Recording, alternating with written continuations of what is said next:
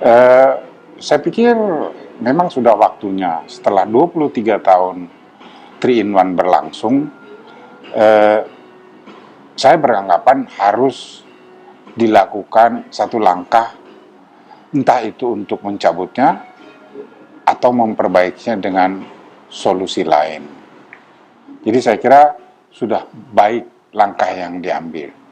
Hanya permasalahannya adalah kalau dicabut atau dibuat eh, penilaian kembali terhadap langkah itu, solusi apa yang akan diambil? Dari informasi yang saya punya,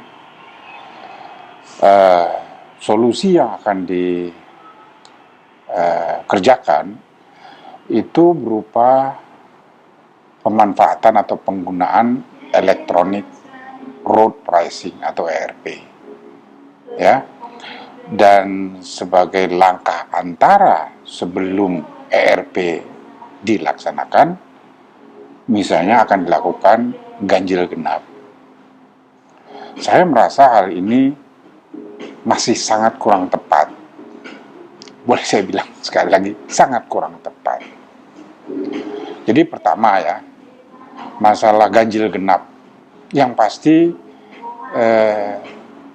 saya bisa bayangkan bahwasanya orang pada saat membeli kendaraan, dia hanya diberikan satu nomor dan dia sebenarnya mempunyai hak untuk setiap saat menggunakan kendaraan itu pada saat dia butuhkan. Tentunya diharapkan dia mengatur diri, tapi mengatur bukan karena nomor. Bayangkan kalau ibunya sakit, dia harus bawa ke rumah sakit, mobilnya cuma satu, nggak punya duit untuk bayar taksi, satu-satunya yang bisa cepat, pakai itu, tahu-tahu posisinya ganjil, hari itu harus genap. Jadi itu salah satu contoh, paling sederhana lah. Itu satu, jadi saya pikir itu sangat penting ya. Jadi saya beranggapan bahwasanya sangat kurang tepat.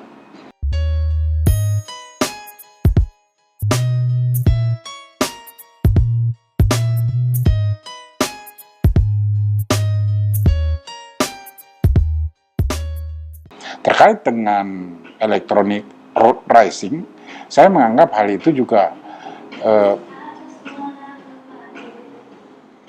kurang tepat. Salah satu contoh, electronic road pricing itu dipasang di jalan-jalan yang lebar, misalnya Sudirman, entah itu dipasang di jalur lambat atau cepat, atau di Kuningan. Dia tidak dipasang di gang sempit misalnya. Tugas dan fungsi dipasang di jalur cepat itu pada prinsipnya secara kalimat sederhana ingin mengatakan kepada pengemudi, hai pengemudi, jika engkau masuk ke dalam jalan ini, engkau harus membayarnya. Atau dengan kata kasarnya, boleh saya ketik dalam tanda petik, kasar katanya, kalau kamu masuk ke jalan ini, kamu mesti bayar. Apalagi bayarnya variatif, bisa antara 20 sampai 50 tergantung situasi.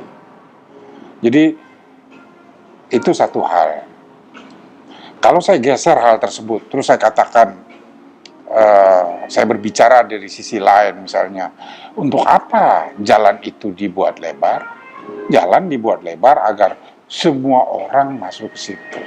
Saya sebagai pengemudi akan sangat bertanya terhadap masalah ini. Yang saya tanyakan, apa yang harus saya lakukan? Saya bayar atau saya masuk ke situ? Karena menurut saya, kalau pemerintah menginginkan agar tidak banyak yang masuk ke situ, ya persempit saja. Dan saya menganggap itu mungkin langkah yang lebih baik. Salah satu contoh, ya, di Jalan Sudirman Tamrin, atau paling tidak Sudirman yang terpasang sebagai uji coba saat ini, itu di jalur lambat bisa dijadikan pedestrian, dilebar pedestrian. Mengapa? Saya sebagai taksi driver sering membawa penumpang dari Plaza Senayan ke SCBD misalnya. Mereka kalau ERP itu dilaksanakan hanya untuk sekedar makan siang, ya, mereka mesti bayar taksi atau pakai kendaraan sendiri itu bayar bensin, itu mungkin sekitar 30-40 ribu sampai kembali ke kantornya. Ditambah lagi dia harus membayar melalui ERP. Jadi biaya transport yang dikeluarkan bisa lebih besar dari biaya makan siang yang dia ini. Jadi saya menganggap kedua solusi itu bukan solusi yang baik. Mungkin ada solusi lain, tapi mungkin di kali berikut bisa saya terangkan.